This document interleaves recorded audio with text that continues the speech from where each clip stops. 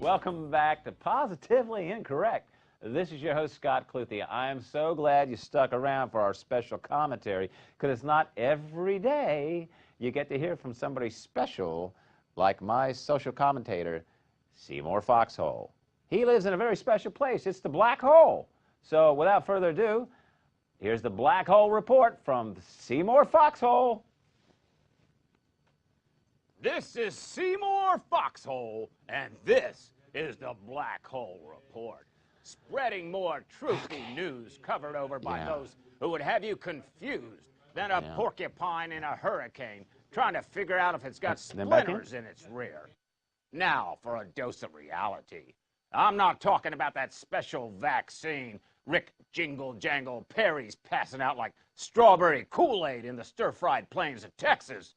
I'm talking end of the Santa Claus caucus. Yes, the Republican Party better wake up on the sunny side, because Santa Claus ain't blowing in from the Jersey swamps anytime soon. Governor Jello Shot has yelled at his last constituent on national TV for a little while as the crowds run in panic looking for Mr. Right, or is that Miss Right, or maybe even anybody who isn't wrong, or at least was born here. So that strikes out the former governor of California. But of course, he's down to his last strike anyway. Alimony payments have a way of doing that. Well, maybe a striking red dress with some spike heels could get the job done. But so far, it's don't ask, don't tell, as Sarah Palin makes it official that she won't be quitting the White House anytime soon. That's gonna put a few voters in the deep freeze who could swing either way.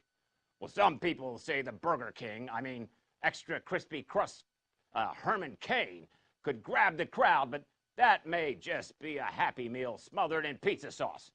Looks good, but will America really want to take a bite?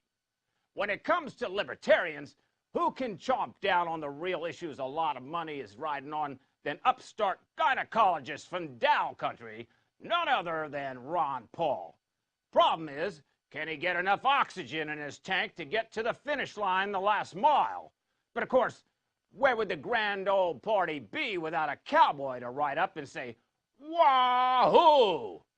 Rick, are my spurs on straight Perry, may be a turncoat Democrat, grade D student, crony-pushing, lifelong politician, but hey, he's our Lone Star first dude, so back off.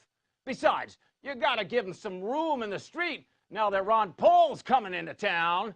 Will it be the first ever nomination decided by a gun duel? Holy Toledo.